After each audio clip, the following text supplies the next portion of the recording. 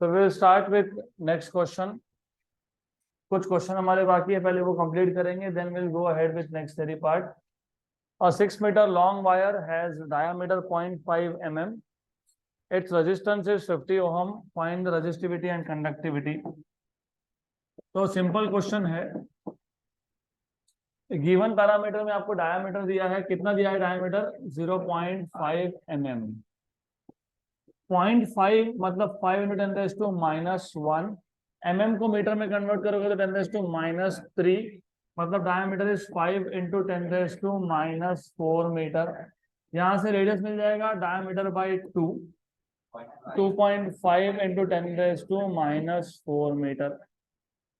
अब रेडियस क्यों फाइंड करना है? क्योंकि आपको पूछा है रेजिस्टिविटी। रेजिस्टिविटी में एरिया लगता है, एरिया πr² आता है, और रेजिस्टेंस कितना दिया हुआ है आपको 50 ohm.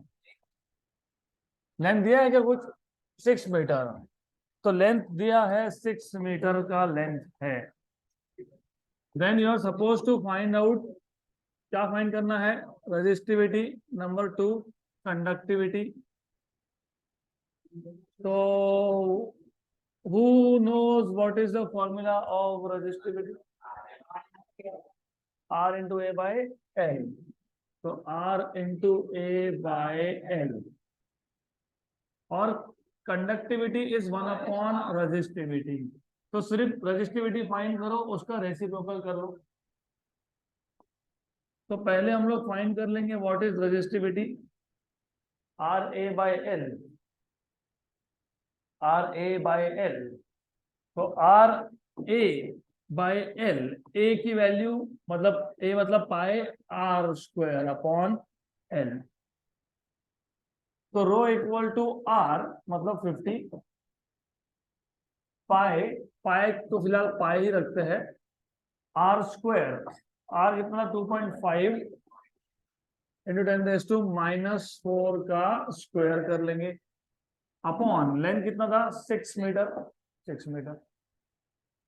Row equal to 50 × pi into 2.5 का स्क्वायर 6.25 × 10⁻⁸ अपॉन 6। अप्रोक्सीमेटली देखोगे, अप्रोक्सीमेटली ये 6 1 जा, ये भी 1 जा, रफली रफली बोल रहा हूं मैं। 50 × 3.14 150, 150 × 10⁻⁸, तो ऐसा कुछ आंसर आना चाहिए अप्रोक्सीमेटली। अब एग्जैक्टली कर लेंगे, एग्जैक्टली देख लेते हैं क्या आंसर आता है। 50 × पाई मतलब 3.14, और क्या था इंटू 6.25 अपॉन 6 था, डिवाइड बाय 6 था, कितना है 163.54। तो 163.54 × 10⁻⁸ what was the unit? Ohm metre. पक्का कि सीमेंस पर मीटर? Ohm metre. देन क्या फाइंड करना है? तो conductivity is reciprocal of resistivity. तो 1 एक काम करना है, इसको या तो 1/163 लिख दो, या तो इसी को उल्टा करके लिख दो, ठीक है। 1/163.54 × 10⁻⁻⁸। अप्रोक्सीमेशन के लिए क्या करोगे, ये 163 पॉइंट है ना, इसको 16.35 लिख दो, मतलब ये जो 10 का पावर -8 था, यहाँ से -1 शिफ्ट कर दो, कितना बचा? ऐसा क्यों किया? What is 1/16? 0.0625, तो 0.0625 आएगा, ऐसा कुछ आंसर मिलेगा। रेसिप्रोकल ले लेते हैं, इसका रेसिप्रोकल लेना है। किसका रेसिप्रोकल लेना है? 163.54 का 0.006, तो ये आ जाएगा 10⁸ ऊपर गया, और क्या गया 0.006, 0.0061, ठीक है, इंटू 10⁻⁸। फिर अगर एडजस्ट करना ही है तो 6.1 × 10⁵, ये आ गया सीमेंस पर मीटर। तो ये आंसर होना चाहिए आइडियली। क्वेश्चन नंबर कौन सा था ये? 8 8 तो एग्जैक्टली यही आंसर है, this is what we are getting, correct answer है, this is what is given to अस।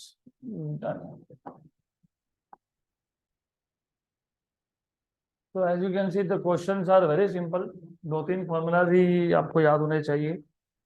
अगला question, next question, a piece of platinum wire has a resistance of 2.5 ohm at 0 degree Celsius. If its temperature coefficient of resistance is 4 into 10 raised to minus 3 per degree Celsius, find the resistance of wire at 80 degree Celsius. अगर आपको याद होगा तो कल ही हमने एक topic देखा था, एक बार रिवाइज कर लेते हैं। If you remember variation of resistance with temperature, तो we have seen in case of conductors resistance increases with increase in temperature। और ऐसा क्यों होता है? क्योंकि जब टेम्परेचर बढ़ाओगे तो आयॉन्स के वाइब्रेशन फास्टर हो जाएंगे और बिकॉज ऑफ दैट कोलिजन बढ़ जाएंगे। कोलिजन बढ़ने से क्या होता है? रेजिस्टेंस बढ़ता है। 0 डिग्री सेल्सियस पर रेजिस्टेंस था R0, हमने टेम्परेचर बढ़ा दिया, T डिग्री कर दिया, तो रेजिस्टेंस हो गया RT। तो वो एक स्ट्रेट लाइन था, it was a linear graph, variation of resistance with temperature was a linear graph, if you remember ये था R0। फिर किसी और टेम्परेचर पे at some other temperature T, at any other temperature T degree Celsius, और ये degree Celsius में याद रखना हमारे पास रेजिस्टेंस की वैल्यू आती है RT। तो ये जो वैल्यू था रेजिस्टेंस का, ये था RT, मतलब इनिशियल कितना है RO, फाइनल कितना है RT, तो इंक्रीज कितना हुआ RT माइनस RO। तो ये जो RT माइनस R0 है increase, it is found to be proportional to initial resistance and also it is found to be proportional to increase in temperature, it is found to be proportional to increase in temperature, it is found to be proportional to increase in temperature। बराबर। क्या क्या found to be increase in temperature? What is found to be increase with increase in temperature? क्या increase हो गया temperature के साथ? क्या increase हुआ? हाँ, क्या इंक्रीज हुआ? रेजिस्टेंस। तो दो प्रोपोर्शनलिटीज थे, एक तो increase in resistance is directly proportional to initial resistance and also increase in resistance is proportional to increase in temperature। increase है लेकिन मैंने T लिखा है क्योंकि इनिशियल टेम्परेचर क्या था? 0 था। तो जब आप ये प्रोपोर्शनलिटी का साइन हटाओगे तो लिखते हो कांस्टेंट ऑफ प्रोपोर्शनलिटी अल्फा, और ये अल्फा को हमने बोला था, याद होगा, टेम्परेचर कोएफिशिएंट ऑफ रेजिस्टेंस। फिर इसको आपने डिफाइन किया था, if you remember, it is defined as increase in resistance per unit initial resistance at 0 degree per degree increase in temperature। एक इक्वेशन जो मैंने तब नहीं बताया वो अब बताता हूँ, इसके आगे इसको मैं वहां शिफ्ट कर सकता हूँ। तो RT equal to R0 plus alpha R0T, तो RT equal to R0 1 plus alpha T। ये हमारे पास आ गया रेजिस्टेंस एट टेम्परेचर T। तो T डिग्री सेल्सियस पे रेजिस्टेंस का वैल्यू क्या है? Can you please sit properly? तो RT क्या है? R0 1 plus alpha T। अब वही क्वेश्चन इस फॉर्मूला पे सॉल्व करना है, 11.7। तो ये है रेजिस्टेंस एट हायर टेम्परेचर, ये है इनिशियल रेजिस्टेंस, ये है टेम्परेचर कोएफिशिएंट, ये है increase in temperature. A piece of platinum wire has resistance of 2.5 ohm at 0 degree Celsius। तो रेजिस्टेंस की वैल्यू 0 डिग्री पे डिनोट करते हो R0 से, 2.5 ohm। If its temperature coefficient of resistance मतलब alpha is 4 into 10 raised to minus 3 per degree Celsius, find the value of resistance of wire eight 80। तो small T की value क्या है 80 degree, और फाइंड करने के लिए क्या बोला है आर टी। और फॉर्मूला मैंने अभी अभी आपको बना के दिया, just now if you remember, R T equal to R0 1 plus alpha T. तो solution is also very simple, सिर्फ वैल्यू सब्स्टिट्यूट करो। R T equal to R0, what is R0 2.5, 1 plus alpha, what is alpha 4 into 10 raised to -3 into 80 degree. और यहाँ पे ये degree में ही होता है, ये डिग्री में ही रहेगा, याद रखना, केल्विन में कन्वर्ट करना इसको। तो 2.5 1 प्लस 320 into 10 raised to -3 मतलब 0.32, 4 into 80 is 320 और 10 raised to -3 मतलब 0.320। तो 2.5 into 1.320 तो कितना आता है देख लो, 2.5 into 1.32 3.3 ओहम, तो 3.3 ओहम। डन। ऐसा इस क्वेश्चन को सॉल्व करना था।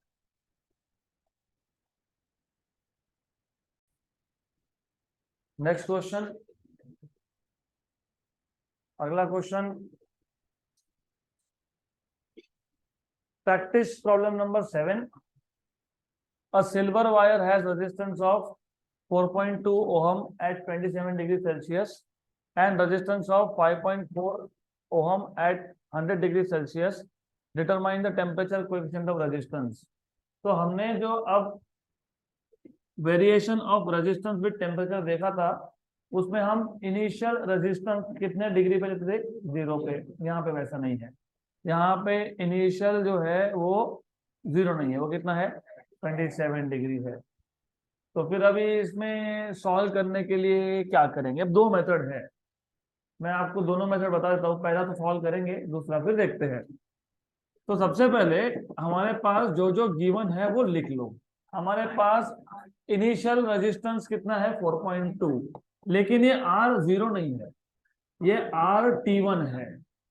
फिर हमारे पास टेम्परेचर T1 है, फिर हमारे पास RT2 है, और फिर T2 है।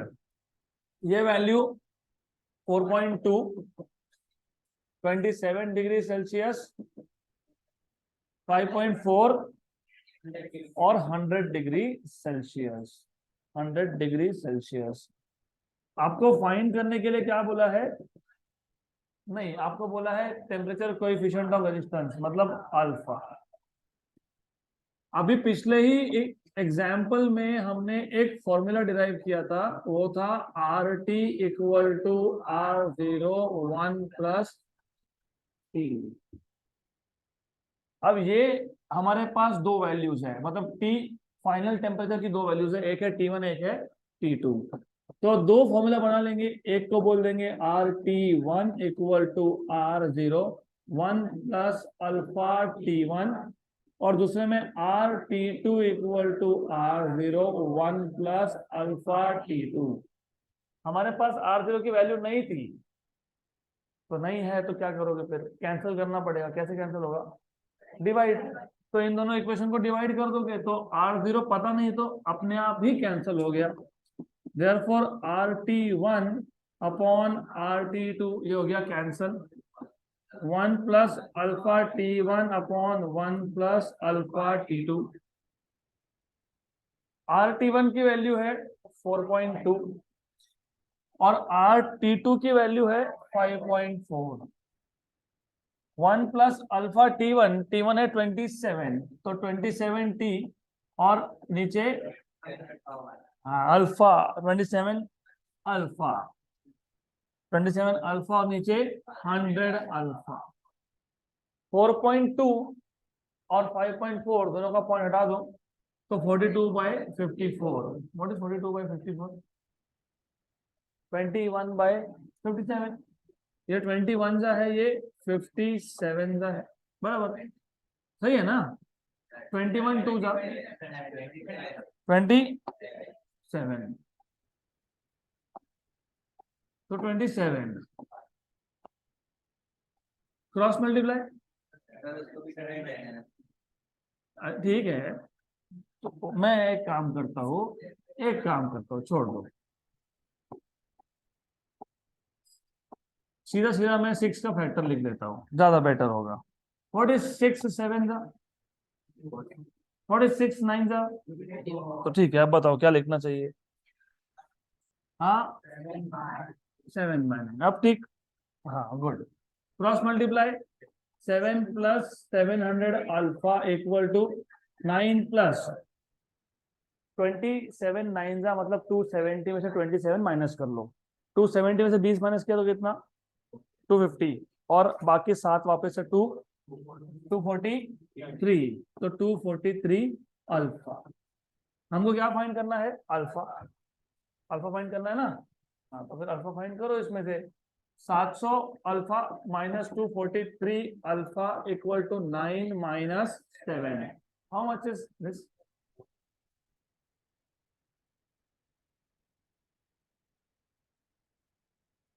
देखो, इसको 250, इसको 250 मान लो, 250, 250 और 250 500, और ऊपर के 200, मतलब 450 डिफरेंस हो ही गया।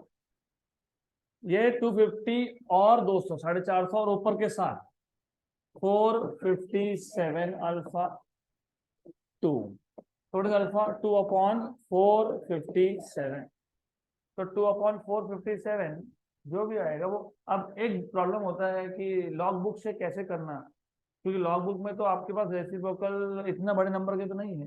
तो क्या करना, इधर पॉइंट लगाना, 10⁻² लिखना, और इसको ऊपर लेके जाना, तो ये आ जाएगा 10⁻², और ये जो रेसिप्रोकल है ये आपको लॉग बुक से मिल जाएगा। तो 4.57 का रेसिप्रोकल तो होता ही है लॉग बुक में। तो 1 डिवाइडेड बाय 4.57 कितना आ गया, 0 और इंटू 2 है, इंटू 2 है 0.4376। तो ये क्या था, 0.2188 था, पूरा क्या आ गया, 0.4376 समथिंग समथिंग समथिंग, ठीक है। 4376 इंटू 10⁻⁻², या तो ऐसा लिखो, या तो 10⁻³ -3 के टर्म्स में लिखो, लेकिन पर डिग्री सेल्सियस आएगा। हो गया, यही आंसर मिलना चाहिए। क्वेश्चन नंबर क्या था वैसे, हाँ इधर है 3.91, हमारा 4.3 आया, 4.3 आया ना, हमारा कितना आया 4.37 तो ठीक है, ज्यादा डिफरेंस नहीं है। तो हमारा आंसर अप्रोक्सीमेट क्यों आना चाहिए, करेक्ट आंसर क्यों नहीं आना चाहिए, कुछ गलती हुई क्या, चेक करो। ये सब सही था, यस। ये सही है, यस। डिवीजन सही है, यस। क्रॉस मल्टीप्लिकेशन सही है, यस। 9 270 27 गया, 243 ये भी सही है। 250 500 450 और 7 ये भी करेक्ट है, तो ये भी करेक्ट है। तो आंसर तो ये आना चाहिए। अब 2/457 करके देख लेते हैं, आंसर तो वही आएगा। तो 2/457 बराबर है, हमारा आंसर करेक्ट है, तो नॉट टू वरी अबाउट। लेकिन मैंने आपको बताया दूसरा मेथड भी है। अब मुझे ऐसा लगता है कि इन्होंने ये किया होगा, चेक कर लेते हैं। ये मेथड नंबर 1, अगर आपको अच्छे से पता है कि रेजिस्टेंस टेम्परेचर के साथ बढ़ता है, और हमने इनिशियल टेम्परेचर कितना लिया है पता है, नहीं, वो डेरिवेशन में कितना लिया है, 0। सपोज सपोज हम 0 डिग्री नहीं लेते, तो हमारे पास इसी क्वेश्चन में, थोड़ा अच्छे से सुन लेना, इजी है। इसी क्वेश्चन में हमारे पास रेजिस्टेंस की दो वैल्यू थी, एक थी R1, एक थी R2, एक था T1, एक था T2। ये 27 था, ये 100 था, ये 5.4 ओहम, और ये 4.2 ओहम। अब according to variation of resistance with temperature, हमने क्या बोला, increase in resistance is directly proportional to initial resistance and increase in temperature. यहाँ पे इंक्रीज इन रेजिस्टेंस मतलब कौन, R2 minus R1 directly proportional to क्या, इनिशियल कौन है R1 into change in temperature मतलब T2 माइनस T1, करेक्ट। अगर ऐसा करते हो तो R2 minus R1 equal to some constant that is alpha, बराबर R1 into T2 minus T1।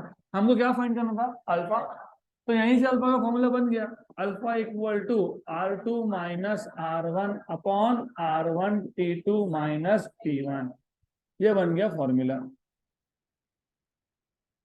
और फाइंड तो करना ही अल्फा था, तो अभी क्या करोगे, सिर्फ वैल्यू सब्स्टिट्यूट करोगे, जस्ट सब्स्टिट्यूट वैल्यूज, तो वैल्यू सब्स्टिट्यूट कर दो, put values, alpha equal to R2 कितना है, माइनस कितना है, अपॉन 4.2 100 माइनस 27, 1.2 अपॉन 4.2 1 अपॉन 73, 2 जा एंड 7 जा, बराबर।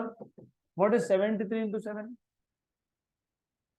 What is 73 into 7, what is 73 into 7, 511। तो अब हमारा जो आंसर मैच नहीं हो रहा है वो इसके लिए नहीं हो रहा है क्योंकि इन्होंने इनिशियल जिसको हमने 0 डिग्री बोला था, इन्होंने क्या ले लिया, 27 डिग्री को ले लिया इनिशियल। तो इफ यू सी नॉर्मली जब हम लोग इंक्रीज इन रेजिस्टेंस डिफाइन करते हैं तो इनिशियल टेम्परेचर क्या होता है 0। 2/511 अगर करोगे, अगर आप 2/511 लेते हो तो आंसर मैच होता है, आ गया, कितना आ गया 0.00311 ऐसा कुछ है। हाँ ठीक है, 3.19 इंटू 10⁻³ पर degree Celsius.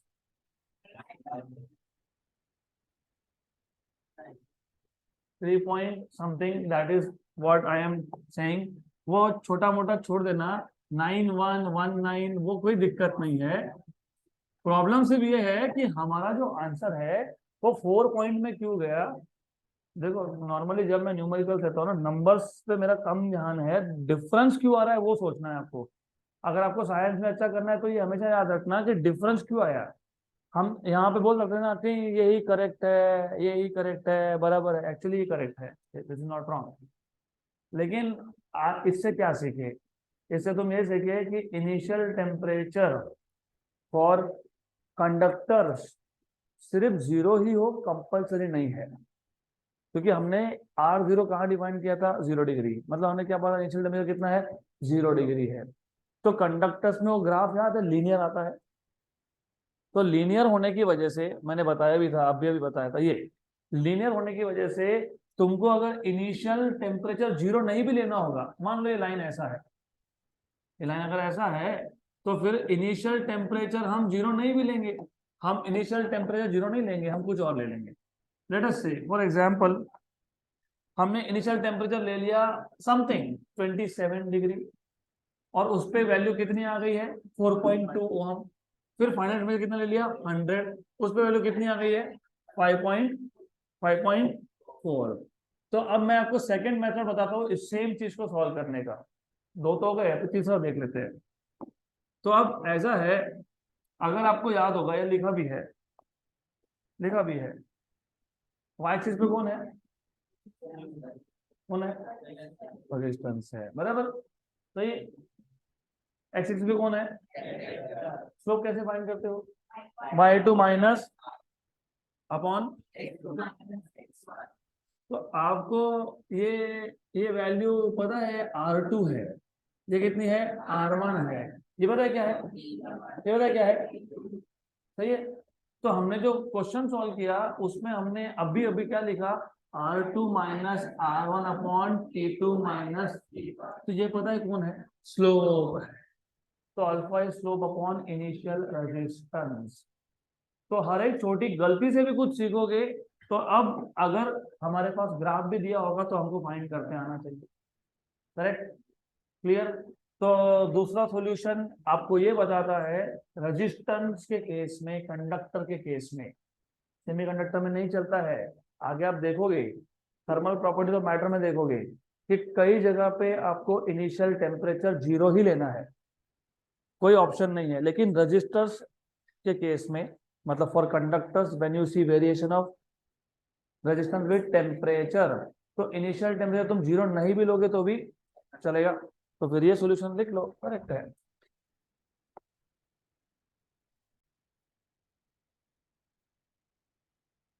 Next question, hopefully done. नहीं तो फिर बाद में लिखो। हो गया। अगला question, a current of 4 ampere flows through an automobile headlight, गाड़ी के हेडलाइट में 4 एम्पियर का करंट पास कर दिया। How many electrons flow through the headlight in a time 2 hours. Very good question. तो कभी सोचा है अगर हमने गाड़ी में बैटरी लगाया है जो 4 एम्पियर का करंट देता है, वैसे 4 या 5 एम्पियर आर का बैटरी होता है उसमें, depending on which vehicle you are using. तो 4 एम्पियर का करंट पास कर दिया 2 आर के लिए। तो पहले तो आई बता दिया है 4 एम्पियर, उसके बाद टाइम बता दिया है 2 आवर्स। आर जो है वो एसआई यूनिट तो है नहीं, कौन है, सेकेंड।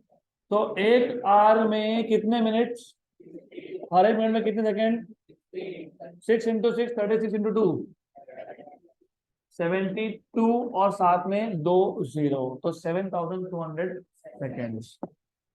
तो करंट कितने टाइम के लिए फ्लो हुआ, 7200।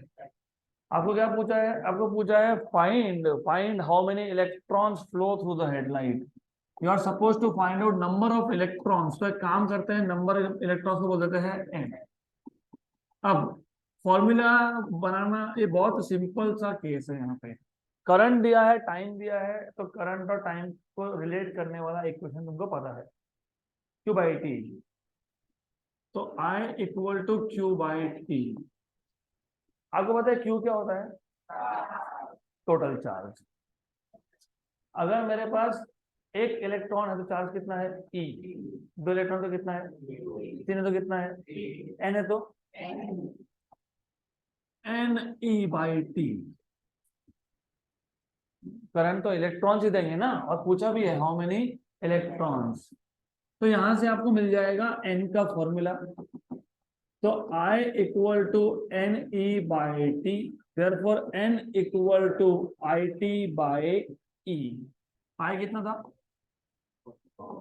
ये कितना था, 7200, मतलब 72 × 10⁻²। सिर्फ मैंने इसको लिखा 72 × 10⁻², बस। उसके पीछे सिंपल सा रीजन है कि मुझे नीचे यहाँ पे ई दिखा तो ध्यान में आ गया कि 1.6 × 10⁻⁻19 चार्ज इज 1.6 × 10⁻। मैंने क्या लिखा, 16 × 10⁻⁻, चलता है, यस। 1 एंड व्हाट इज 4 × 4, 16, और ऊपर जाके प्लस हो जाएगा ना, यूनिट, नो यूनिट, नंबर है ये, नंबर को यूनिट नहीं होता है। तो इतने नंबर ऑफ इलेक्ट्रॉन्स फ्लो होंगे 2 आवर्स में to the headlight of automobile, जिसमें 4 एम्पियर का करंट हमने पास किया। डन, कोई दिक्कत नहीं है, कोई कोई प्रॉब्लम नहीं है, कोई इशू नहीं है। इशू सिर्फ इतना है कि थोड़ा सा कैलकुलेशन हो रहा है गड़बड़। 1 एंड 4, अभी बता दो, अभी बता दो। 18 36 और 36 72 बराबर है। 36 36 72 नहीं होता है, तो 16 में क्या आएगा, 18। तो 1.8 × 10⁻23, 1.8 × 10⁻23। लिखो 23 के 22 रहने दो, बात एक ही है, डजंट मैटर। तो we will quickly introduce the new concept, सिर्फ आज इंट्रोडक्शन होगा। तो अगर आप अच्छे से सुनोगे, शांत बैठोगे, तो फिर सैटरडे का बोनस मैं सोचूंगा 5 minutes early we can stop, but condition है if you listen to me very carefully. अब अगला जो टॉपिक है वो बहुत इंपॉर्टेंट है. Again 11th 12th state board, CET, JEE, NEET सबके लिए. Next topic is known as electromotive force. Electromotive force, तो सबसे पहले ये पता होना चाहिए, इसको बोलते हैं ईएमएफ. क्या बोलते हैं? ईएमएफ. इलेक्ट्रोमोटिव फोर्स फोर्स बिल्कुल नहीं है. Electromotive force is not force, it is energy. सिर्फ नाम उसका इलेक्ट्रोमोटिव फोर्स है, लेकिन वो फोर्स नहीं है. वो कौन है? एनर्जी है. अब ये कॉन्सेप्ट कहां से है पहले वो समझ लो. सपोज हमारे पास एक कंडक्टर है, और आपको अभी ऑलरेडी पता है कि कंडक्टर में फ्री इलेक्ट्रॉन्स होते हैं जो रैंडमली मूव होते हैं. आपको ये सब ऑलरेडी पता है. You have a conductor and conductor has large number of free electrons which are moving randomly. जैसे ही आपने इसको एक battery, I will say cell connect किया, जैसे ही आपने इसको सेल कनेक्ट किया तो क्या होगा? क्या होता है पता है? सेल कनेक्ट करने के बाद पता है क्या होता है? पहली बात, wait, electrons start moving from negative terminal towards positive terminal. Electrons move from negative terminal of cell to the positive terminal of the cell. Clear? तो पहले क्या था? पहले हमारे पास एक कंडक्टर है जिसमें large number of free electrons है, और वो फ्री इलेक्ट्रॉन्स रैंडमली मूव हो रहे हैं. जैसे ही सेल कनेक्ट कर दिया, electron start moving from negative terminal towards positive terminal of the cell. अब इसको उल्टा भी इमेजिन कर सकते हो. You can say that it is equivalent of motion of positive charges from positive terminal towards. तो नेगेटिव इलेक्ट्रॉन्स नेगेटिव से positive जा रहे हैं सेल के, या तो फिर पॉजिटिव चार्जेस पॉजिटिव से नेगेटिव जा रहे हैं सेल के, एक ही बात है. बट अगर आपको याद है, यहाँ पे पॉजिटिव आयन कोर्स भी थे. कौन थे? Positive ion. और ये क्या कर रहे थे? वाइब्रेट. तो बिकॉज ऑफ दिस वाइब्रेशन क्या हो रहा था? कोलिजन. और कोलिजन की वजह से क्या था? रेजिस्टेंस. मतलब अगर हमको इस इलेक्ट्रॉन के फ्लो को मेंटेन रखना है, नेगेटिव से पॉजिटिव टर्मिनल तक अगर इलेक्ट्रॉन को कंटिन्यूअसली भेजते रहना है, तो वर्क डन करना पड़ेगा. क्यों? क्योंकि यहाँ पे रेजिस्टेंस भी क्या है? कंटिन्यूअस है. तो आपको कंटिन्यूअसली वर्क डन करना पड़ेगा. वर्क डन मतलब एनर्जी. अगर मैं बैटरी यहाँ से निकाल लेता हूँ, सेल निकाल लेता हूँ, तो फिर इलेक्ट्रॉन फ्लो होंगे क्या? नहीं. सेल लगा देता हूँ, इलेक्ट्रॉन फ्लो होंगे क्या? यस. मतलब रेजिस्टेंस को ओवरकम करने के लिए जो वर्क करना है, किस पे वर्क करना है? इलेक्ट्रॉन्स पे. वर्क मतलब क्या होता है? एनर्जी. तो क्या सप्लाई करना है? एनर्जी. कौन सप्लाई कर रहा है? सेल. तो cell is the source of energy that is required to maintain the flow of electrons from negative towards positive terminal of the cell. मतलब cell is a device which provides necessary energy for the electrons to flow from negative to positive. Cell is a device which provides energy to charges to overcome resistance. क्योंकि यहाँ पे क्या है? Resistance है. अगर resistance को electrons overcome नहीं कर पाए तो इलेक्ट्रॉन्स फ्लो नहीं होंगे. इलेक्ट्रॉन्स फ्लो नहीं होंगे तो करंट नहीं मिलेगा. मतलब एनर्जी सप्लाई करना पड़ेगा. क्यों? To overcome resistance. Energy supply कौन कर रहा है? सेल. यहाँ तक क्लियर? अब इमेजिन हमारे पास एक यूनिट चार्ज है. What is the meaning of unit charge? 1 coulomb. अगर मैं बोलता हूँ यूनिट पॉजिटिव चार्ज तो +1 कूलम. मैं बोलता हूँ यूनिट नेगेटिव चार्ज, तो मेरे पास अगर एक यूनिट चार्ज है, मैंने यूनिट क्यों बोला? मैंने यूनिट नेगेटिव यूनिट पॉजिटिव क्यों नहीं बोला? क्योंकि मैंने अभी बताया, आप इमेजिन करो, या तो नेगेटिव चार्ज फ्लो हो रहा है या फिर तो कोई भी हो सकता है. तो इट कैन बी इधर नेगेटिव चार्ज और इट कैन बी इधर पॉजिटिव चार्ज. तो मैं यूनिट चार्ज ले रहा हूँ, मान लो ये नेगेटिव चार्ज है. तो अगर नेगेटिव चार्ज को मुझे once round the complete circuit, एक बार इसको पूरा कंप्लीट सर्किट घुमा के लाना है. मैं नहीं कर रहा हूं, कौन कर रहा है? सेल कर रहा है. सेल क्या कर रहा है? एनर्जी प्रोवाइड कर रहा है. किसको? इलेक्ट्रॉन को. इलेक्ट्रॉन जाएगा, यहां से जाएगा, यहां आएगा, घूम के आ गया. एनर्जी स्पेंड हुआ? यस, क्योंकि रेजिस्टेंस था. तो जितना एनर्जी लग गया इसके लिए, यूनिट चार्ज को घुमाने के लिए, कितनी बार घुमाने के लिए? एक बार. उसको बोलते हो electromotive force. the energy required to circulate unit charge once round the complete circuit is known as electromotive force. तो इलेक्ट्रोमोटिव फोर्स ये फोर्स नहीं है, इलेक्ट्रोमोटिव फोर्स ये एनर्जी है.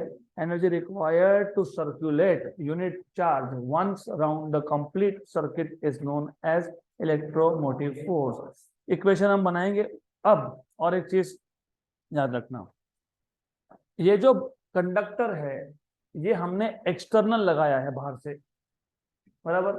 इसका जो रेजिस्टेंस है उसको क्या बोलोगे? External resistance. क्या बोलेंगे उसको? और एक्सटर्नल रेजिस्टेंस को हम नॉर्मली कैपिटल आर से डिनोट करते हैं. सपोज मुझे सर्किट में दिखाना है कि एक्सटर्नल रेजिस्टेंस है, तो मैं इतना बड़ा कंडक्टर दिखाऊंगा क्या? तो रेजिस्टेंस कैसे शो करते हो? कैसे शो करते हो? जिग जैग शेप से. तो एक्सटर्नल रेजिस्टेंस दिखाने के लिए मैंने लगा दिया. अब तक मैं सेल के लिए एक बड़ा प्लेट एक छोटा प्लेट शो करता था. मैंने जानबूझ के यहाँ पे सेल लिखा है क्योंकि नॉर्मली तुम सेल लेने जाते हो मार्केट में तो ऐसा ही दिखता है ना वो. हाँ. अब ये जो भी सेल है ये किसी तो मटेरियल से बना होगा. जैसे आप जब लाते हो तो नॉर्मली जिंक का होता है, वो उस पर लिखा होता है जिंक सल्फाइड एक्सेट्रा एक्सेट्रा जो भी होगा. तो सेल मतलब सोर्स ऑफ एनर्जी, क्योंकि सेल क्या प्रोवाइड कर रहा है? एनर्जी. किसको? इलेक्ट्रॉन को. एक बार वंस राउंड कंप्लीट सर्किट घूम के आने के लिए एनर्जी किसने प्रोवाइड किया? सेल ने. लेकिन सेल खुद एक मटेरियल से बना है. जहां जहां मटेरियल होता है वहां वहां रेजिस्टेंस होता है. मतलब सेल का खुद का रेजिस्टेंस भी है, मतलब सेल के मटेरियल का रेजिस्टेंस भी है. ये सेल का इंटरनल रेजिस्टेंस है. हमने सेल बनाया था एनर्जी सप्लाई करने के लिए, लेकिन जो मटेरियल हमने यूज किया वो खुद ही अपोज कर रहा है. तो ये रेजिस्टेंस एक्सटर्नल था कि इंटरनल था? उसको बोलते हो इंटरनल रेजिस्टेंस. क्या बोलते हैं? अब तक हम जब सेल दिखा रहे थे तो आपको नोटेशन याद होगा. अब तक हम जब सेल दिखा रहे थे तो हम सिर्फ एक पॉजिटिव प्लेट एक नेगेटिव प्लेट दिखा रहे थे. अब नोटेशन चेंज होगा. अब हम लोग क्या करेंगे? अब हम एक पॉजिटिव और एक नेगेटिव प्लेट तो शो करेंगे ही, लेकिन साथ में हम एक रेजिस्टेंस दिखाएंगे. ये प्लस ये माइनस. और ये कैपिटल आर क्या था? एक्सटर्नल था. ये क्या है? इंटरनल रेजिस्टेंस है. इंटरनल मतलब सेल का खुद का रेजिस्टेंस, सेल के खुद के मटेरियल का रेजिस्टेंस. तो सेल के अंदर का है ये, क्योंकि चार्ज निकला कहां से? सेल के अंदर से. तो सेल के अंदर से आएगा फिर एक्सटर्नल कंडक्टर से जाएगा, लेकिन पहले सेल के अंदर से आएगा. मतलब सेल के अंदर से इसको बाहर आते आते पहले तो खुद का ही रेजिस्टेंस ओवरकम करना है, फिर बाद में क्या करेगा? एक्सटर्नल ओवरकम करेगा. तो पहले किसको ओवरकम किया? इंटरनल को. ये जो इंटरनल रेजिस्टेंस था ये सेल का अंदर का है, तो सेल का इंटरनल है. तो सेल का इंटरनल रेजिस्टेंस दिखाने के लिए हम सेल को और स्मॉल आर को एक रेक्टेंगल में दिखाते हैं. ये रेक्टेंगल शो करने का मतलब ये स्मॉल आर सेल का इंटरनल रेजिस्टेंस है. अब आपने इलेक्ट्रोमोटिव फोर्स डिफाइन कैसे किया था? आपने बोला था the energy required to circulate unit charge once round the complete circuit. Complete मतलब इंटरनल रेजिस्टेंस ओवरकम करके एक्सटर्नल रेजिस्टेंस ओवरकम करके आया. तो ईएमएफ मतलब energy is used in two ways. एक पार्ट एनर्जी का यूज हुआ सेल के इंटरनल रेजिस्टेंस को ओवरकम करने में, और एक पार्ट यूज हुआ सेल मतलब सेल तो हो गया, एक्सटर्नल रेजिस्टेंस को ओवरकम करने में. ये चैप्टर जब स्टार्ट हुआ ना तब मैंने आपको बताया था कि पोटेंशियल डिफरेंस, वोल्टेज, ये सब एक ही चीज है. अब थोड़ा सा चेंज होगा. इलेक्ट्रोमोटिव फोर्स भी वोल्टेज है, लेकिन electromotive force is the energy required to overcome both the resistance internal as well as external. लेकिन potential difference is the energy required only to overcome external. मतलब ये जो चार्ज पार्टिकल अंदर से आया है, पहले इसने इंटरनल को ओवरकम किया, कुछ अमाउंट ऑफ एनर्जी यूज हो गया, फिर इसने एक्सटर्नल को ओवरकम किया, कुछ अमाउंट ऑफ एनर्जी यूज हो गया. तो एक्सटर्नल को ओवरकम करने में जितना भी एनर्जी यूज हुआ है उसको बोलोगे पोटेंशियल डिफरेंस या फिर टर्मिनल पोटेंशियल डिफरेंस. क्यों टर्मिनल? क्योंकि कहां से कहां गया ये? एक टर्मिनल से दूसरे टर्मिनल तक. किसके?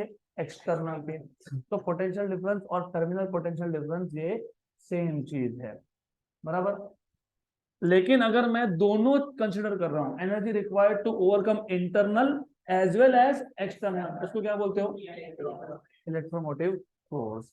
अगर ये तुमको समझ में आ गया तो JEE NEET CET 12 question easily solve होंगे, नहीं तो तुम्हारा एक भी आंसर मैच नहीं होगा। क्योंकि होता क्या है, इंटरनल रेजिस्टेंस भूल ही जाते हैं। और आप देख रहे हो, जब दो रेजिस्टेंस का सिंगल पॉइंट कॉमन हो तो स्मॉल आर और कैपिटल आर का एक ही पॉइंट कॉमन है, मतलब एक्सटर्नल रेजिस्टेंस और इंटरनल रेजिस्टेंस हमेशा किस में होता है? सीरीज में होता है। ओके, तो बाकी का अब बाद में।